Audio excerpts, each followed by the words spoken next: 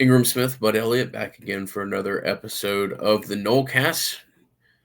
Officially into game preview season, Bud. So, looking at the Georgia Tech game, recording this on a Wednesday. Hopefully, have it out to you tonight or Thursday morning, and give you as good of an idea as to how we think Saturday may play out over in Dublin. So, a lot of fun. Excited, man. Season's back. Finally. I had my first real moment of excitement yesterday. I mean, it just kind of hit me that, like, yeah, it's here. Like, and soon it'll be the first quarter and 7 minutes in the game, and we'll all be wildly nervous about the outcome of a game, and all of those good feelings are back. So, yeah. All the group chats have started kind of light up like, dude, are you going to pick us? And, well, I guess that's why we're doing this preview, right? Yeah, man, I'm super excited to see what this team is going to be. Like, I think we have a decent idea of what it can be, probably within certain ranges. And like a part of it is just how soon can it be what we think it can be? Can it be what it needs to be in game one to go up to Ireland and get the dub against a pretty decent but not amazing Georgia Tech opponent? I have Tech like inside the top 45 power rated teams for me, but that's not something amazing. I think they're a better team than they were last year, largely because they kind of augmented their roster a little bit with the transfer portal on defense, and they bring back pretty much everybody of consequence on offense. So they did make a bowl last year. This year's schedule for them is really, really quite challenging. In fact, I think it is the toughest ACC schedule by a mile. I have them 11th in my strength of schedule ratings in the country. So that's the only ACC team that's even sniffing the top 20 as far as schedule strength. So it's going to be, I think it's a challenge. And also, I don't know, man, the weirdness of like the surface and the travel and stuff, I kind of think favors chaos in some ways. Just look how this game has played out over the years. Like Penn State had to eke out a win over a UCF team that had no business playing with them. Northwestern upsets Nebraska. I don't know if the rumors are true that Nebraska spent all that time in the casino the night before. I assume FSU will not do that.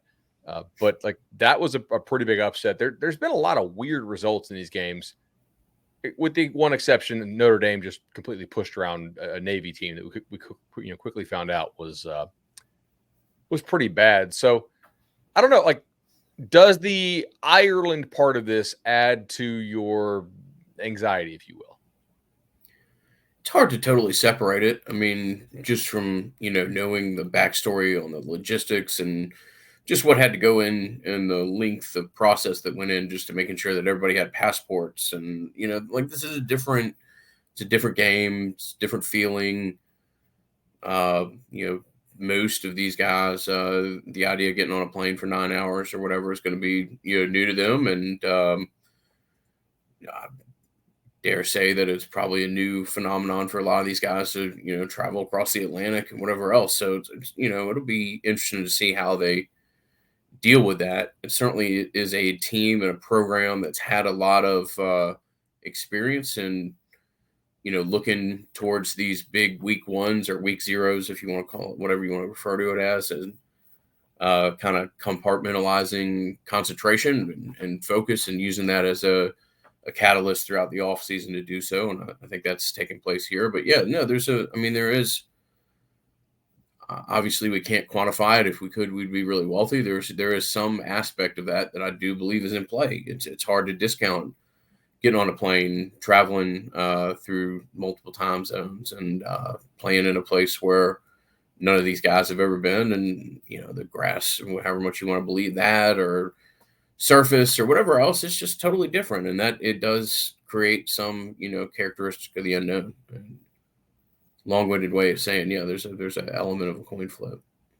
I think so too. And yet, if you're able to take care of business and go out and get the dub, then you start 1-0 in conference. And this is, it's probably not your 3 or 4 toughest games of the year, but it's like upper 2/3. It's a game that I think you win this ball game regardless of result, in terms of margin. I think you're just, all right, get back to Tallahassee. You get an extra day to prep for Boston College, which you're going to need because all the jet lag stuff.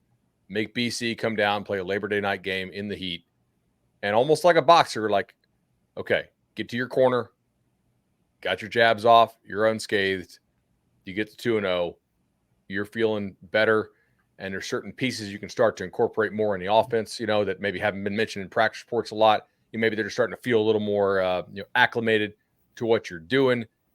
You'll have a better feel for how DJ can play in your offense in actual games. What is he really like when you call? What does he not like? Okay, you've had more time with that bye week, and then you get a couple, opponents there that I think you should also probably win against if you can get it. But like, this is probably the toughest game you're going to play within the first couple weeks of the season. Yeah, So, no, I like your analogy there of getting to 2-0, getting to the corner, and whenever we spend perhaps too long trying to verbally articulate elements of chance or whatever, then yeah, what do? You lean on what you know. You lean on the strengths. You lean on what, in theory, you built this around. You lean on two really quality SEC guards that's competing against another SEC guard to lead the interior of your offensive line, and some of the pieces that you've both picked up in the portal and developed organically, and some of your newer shinier recruits. I just think you've got a fantastic blend here, and that you've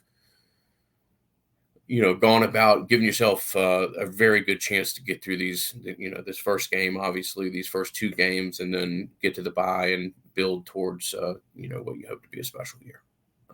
all right. So we can start either side of the ball. It doesn't really matter. It's kind of strength on strength, and I don't want to call it weakness on weakness, but maybe lesser on lesser. I guess with FSU's offense against Georgia Tech's defense, and certainly FSU's defense, I think we feel pretty strongly about against a very good Georgia Tech offense. Although it was a bit inconsistent at times last year, so we'll see if that's improved. You got a preference?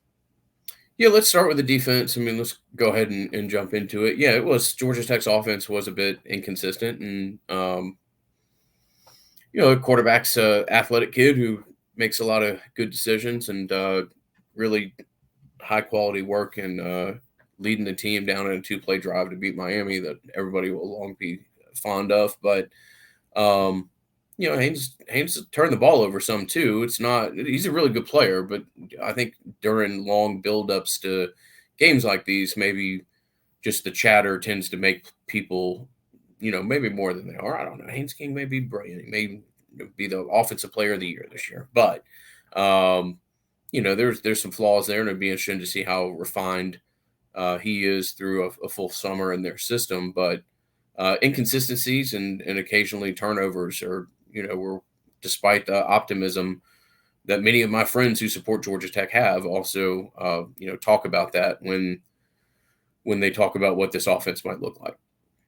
They had some interesting games last year. So they caught Louisville for about 20 minutes in that ball game, I think pretty off guard, and went nuts on them. And really, I mean, they lost that game by 5 to Louisville eventually, what was the runner up in the ACC to our Noles. So they certainly had the potential to go off. Ole Miss, they had 474 yards, but it was on 89 plays because Ole Miss just never slowed down, and they kept going nuts. And Tech certainly will play with some pace at times. And then some games that are just, not as impressive, right? Like Wake Forest, 380 total. They had 250 yards total in that Miami game. 250 total. I mean, 452 against Boston College, 635 against North Carolina. Again, that's just a tempo team on a tempo team that doesn't play any defense. 514 at a game where they just whopped Virginia. They ran for 305. They ran for 348 on North Carolina. They ran for 206 against a kind of a dead Syracuse team. I do see a bit of a bifurcation in this offense in terms of, granted, offenses are going to be worse against good defenses than they are against bad defenses. But at least last year, this was bigger than that. They really took advantage of bad defenses. And for the most part, good defenses did not struggle with them for prolonged periods. Now, everybody's back for them. They're not a static unit. I think they will be better than they were last year for the most part. You mentioned King. I mean, he's definitely a talented guy. I think that's probably part of the reason why Faulkner stayed around. They're really talented offensive coordinator at Georgia Tech. I think Brent Key's got one there in him. He did have 19 turnovers. I mean, that's a pretty good bit. And a lot of those came against the better teams that you face. So we'll have to see what kind of wrinkles they can add to this offense. And if he plays with a little more comfort, maybe in the system, they got a good back in Jamal Haynes, who, could certainly also catch the ball pretty well. Last year, he had 32 targets, 20 catches. He was a receiver like 2 or 3 years ago. So, and they got some nice speed. Singleton and Rutherford are Singleton's pretty a good player. small guys. I like their skill guys. Yeah. Good players. They are. I mean, they're smaller, but I agree. Like I think there's something there. Offensive line returns basically everybody, which is interesting. They've had a little bit of shuffling there. That is something where they got a lot of credit, and they're not a bad unit.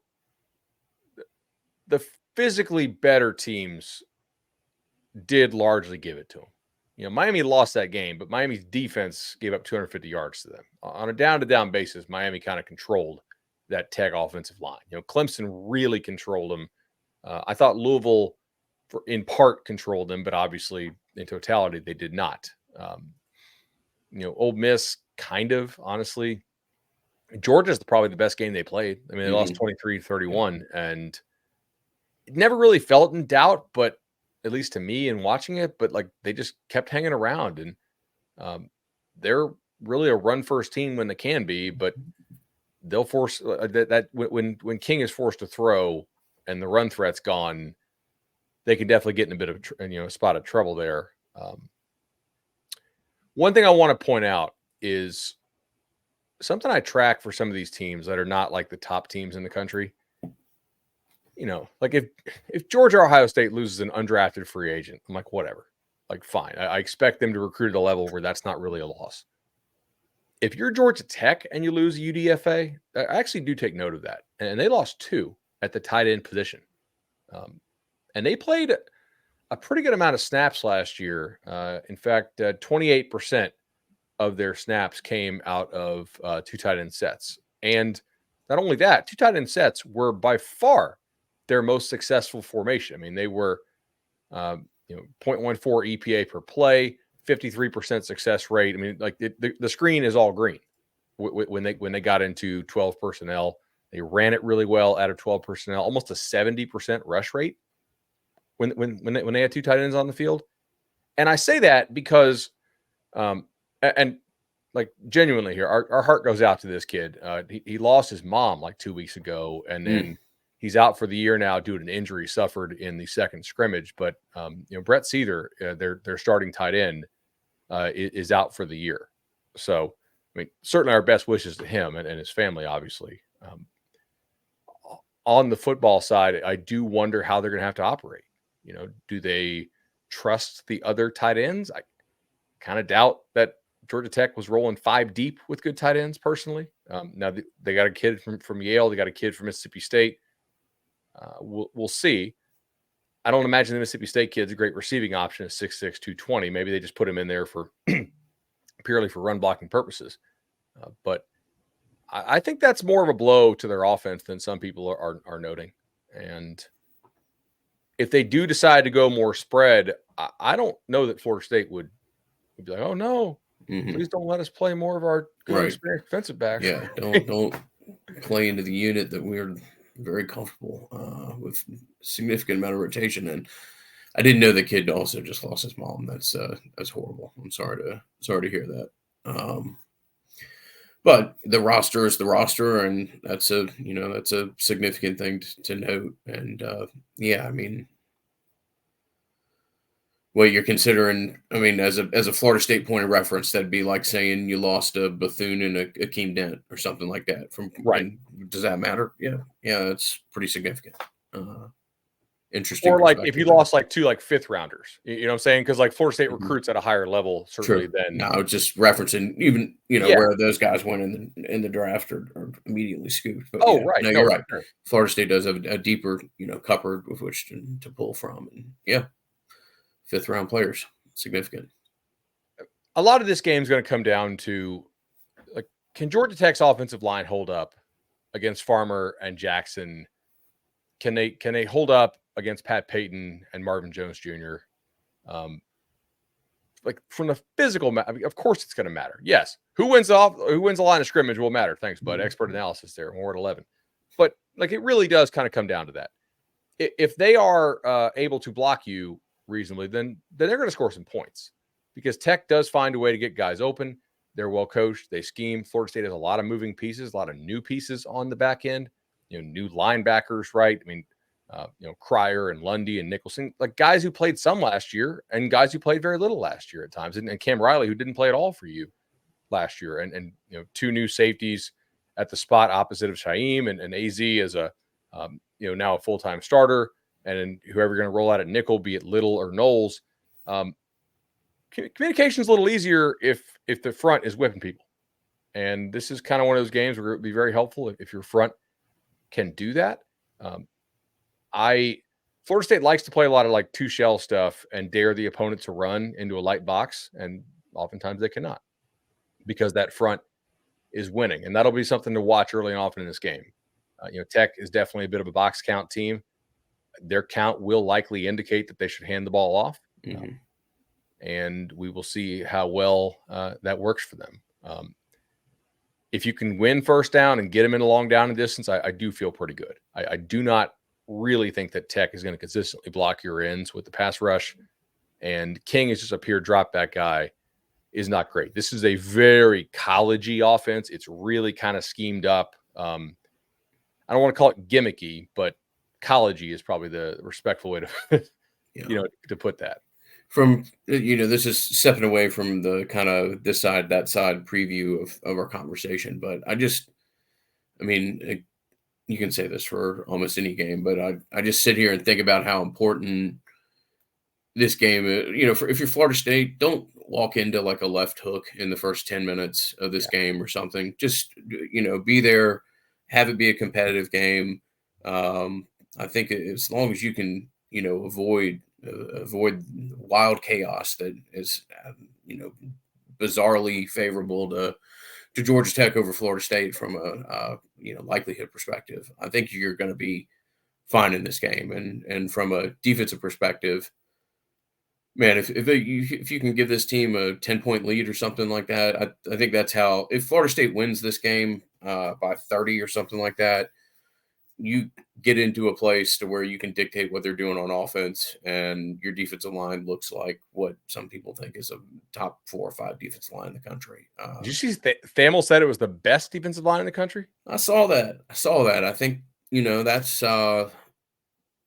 That's a a video game in which a lot of players add like 0.9 or 9 points to their ratings throughout the course of the season or something like that. But certainly has the potential to. I mean, you've got, I think with Josh, you have an absolute amount, a significant amount of certainty. Okay, Pat has to, you have to see what Pat looks like as kind of a number one, but I think you can be very confident as to what he's going to be. And man, if Daryl and Marvin hit, then yeah, you've got something very special.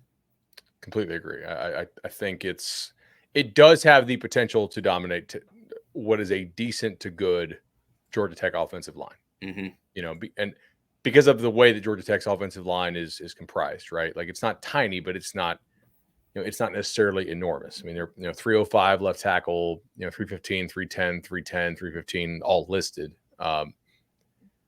It's just a little different. I think they're well coached. I think they play well together. They do have a lot of speed with these small guys. They will be a heavy screen and RPO team for sure. They don't like Haynes King dropping back and reading defenses. That's just, they're not, at least unless the kid got a lot better. But ultimately, it's run around. He's a pretty good athlete. Distribute the ball. Screens, RPOs, some play action stuff. Try to make things happen. And so your goal is basically to not let those things happen, to deny the explosive play and see if they can operate on that. They were like definitely more efficient last year, or more explosive last year than they were efficient.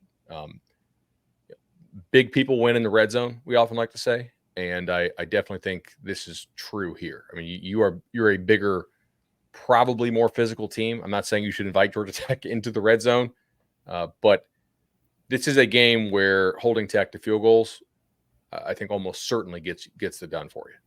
If they're averaging like less than 3 points or less than 3.5 points per red zone trip, I think that's a major win for the defense. I do think your offense will score at least some touchdowns. You just need to make sure that you're forcing some field goals. And their kicker is not the most consistent guy in the world. I mean, he was perfect from inside of 40, but less so from outside. We shall see. Although my guess is they're dogs; they'll probably just go for it, right? In those long range ones. Something you may want to go for is a home loan through the legendary team. Chad does a great job. 844 FSU loan. 844 FSU loan is the number to call. Like 570 of us, I think, so far have done so. I've done it twice, which is awesome. Great experience, knowledge of the market, great rates. I think he's going to walk through the process, do a great job for you. And hey, look what rates are doing. Maybe a good time to give him a shout. So always appreciate Chad's support of the program. Let's talk a little bit of Georgia Tech defense now. And this is this area could use some improvement from last year. Let's say that it was one of the absolute worst defenses in the ACC. Connolly had him 86th in the country, which is just not stellar. Very few good defensive performances. I mean, Louisville put up 7.3 yards play. Ole Miss put up 9.8. Boston College put 7.8. I mean, look, North Carolina put up 8-1. Georgia put up 7-4. UCF, in a losing effort in the bowl game, put up 6-3. They have a new D coordinator in Tyler Santucci, who does know you, and you know him because he was the DC at Duke. He did not follow Mike Elko to College Station, interestingly. So I don't really know what to read into that. Maybe he just kind of wants to make a name for himself as a defensive guy, given that Elko is a defensive guy himself, and kind of do the whole get out of the shadow thing, perhaps. But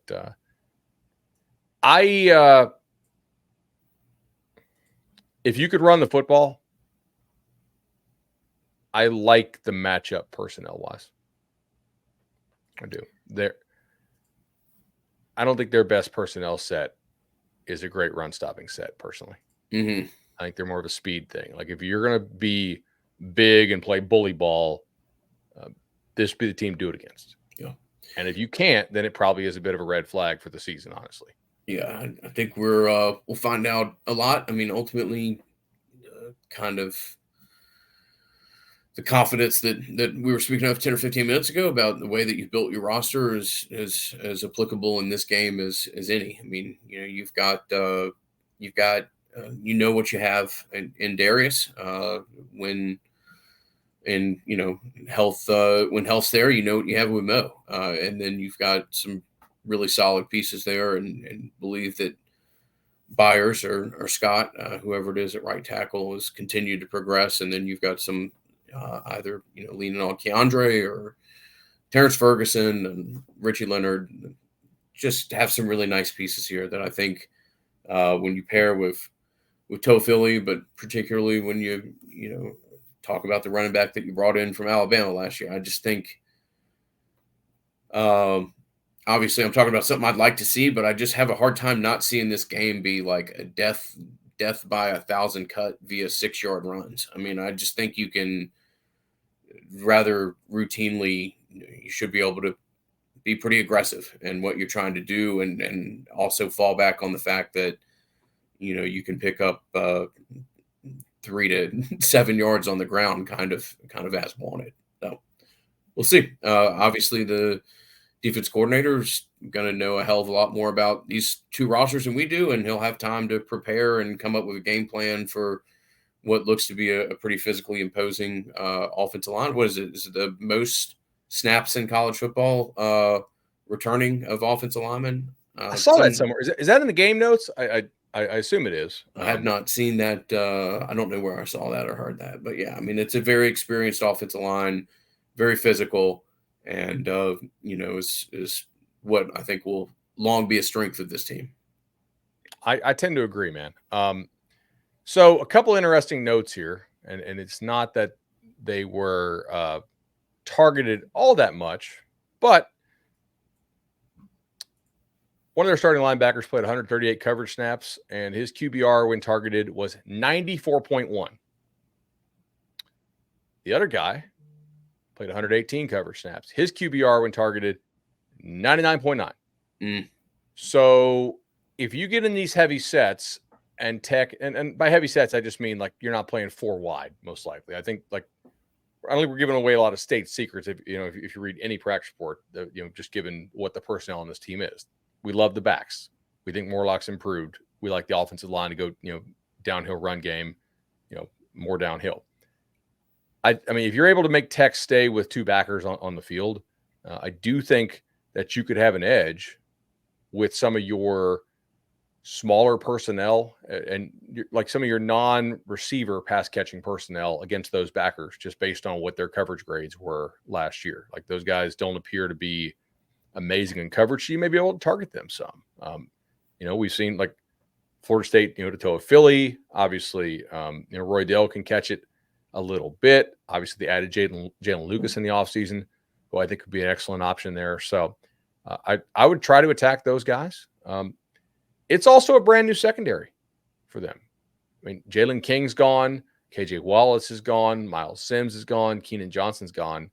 4 of their top 6 defensive backs from last year, at least if you grade it by snap count, are gone. So certainly Florida State's got some new pieces on defense, but so does Tech. We'll have to see how well those guys communicate and what's a new defense for everybody there. Warren Burrell comes over from Tennessee.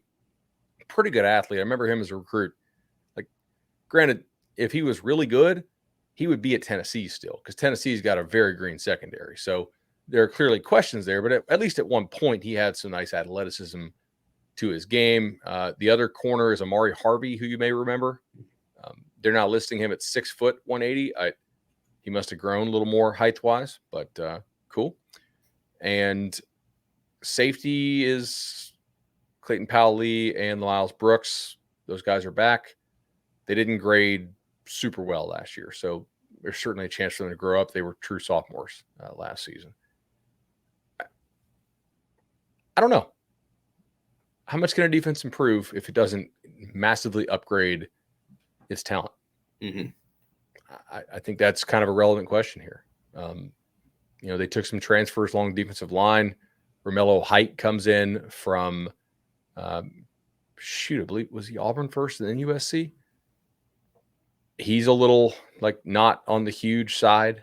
They list him 6'3", 240. Other rush end at the same side, 6'4", 245. Kevin Harris. He was a Bama kid at one point. Sometimes that works out. Sometimes it doesn't, obviously. On the other end, this is interesting.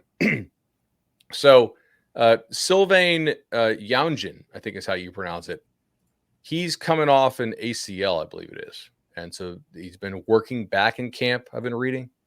But this will be his first action back, so we don't really know. There are certainly some chances for your tackles to show out in this game, and they also could, be faced with some quality speed rushes. I guess we'll just see how it goes. But on personnel, I don't know that Tech is really all that well set up to stop the run consistently. If your O-line is as good as we think it could be, you should have success running the ball here. And then, if you're able to get them to commit extra personnel to try to stop the run game, that's when you take your shots, and with the shots, you just look for open looks. If you're gonna max pro it, you hope you're clean and you lay it out there. At worst, it's an incompletion. At best, it's it's a touchdown. If you've protected it upright and you get the right pre-snap look, I'm sure they'll take their shots. They basically have to. I don't think that Florida State wants to be a drop back passing team this season, at least not heavily. I'm sure there will be some 3rd and longs in which they have to do so, but I don't know, man. Like, how much can a defense improve with just a coaching change and a little more maturity and a couple new pieces, but not a lot of new pieces? Yeah. No, I mean, what you just talked about there at the end of that is why I think I'm as excited as I am about the season, is just because you see different grouping of personnel, different idea as to what you can do. And then, Mike gets a lot of kudos for the way he runs a program and the people he surrounds himself with and et cetera. But, pretty fun guy to sit there and watch X's O's and whiteboard when it gets to really talking about the details of offense. And I'm excited to see what this offense looks like. It has pieces that are intentional. I would certainly imagine. And man, this is it's hard to get through the summer sometimes, but it's so exciting to have college football, right there sitting in front of us, and it's great to know that we're about to kick it all off again. I agree, man. I think what you said there is perfect. The Mike can dial up some stuff. I think he will need to dial up some stuff. Sometimes it's good to dial up a one-on-one. Sometimes we need you to call a one-on-none. Mhm. And I think you can play some of your best stuff here But because after this, watching, not to keep us dragging on further, but like watching no, coaches coach when they know they have to, and they know that they have to do something a little bit different, is as fun for me as anything that there was. I mean, not that we always have to talk about Jimbo Fisher, but like peak Jimbo Fisher to me is when he knows that the defense on the other side of the ball is probably going to score every time it gets it. And just watching him be as creative and make, something out of nothing. And I'm not comparing that obviously at all to current day Florida State, but Gone is a guy that for all intents and purposes was a first round pick at wide receiver. Gone is a quarterback that was exceptionally exciting and could produce, lightning in a bottle on any play. And Gone was when Benson the first pick drafted at running back at his position. So I yeah, mean, you lose three massive known elements of an offense, and I can't wait to see what this thing looks like with new pieces and new ideas.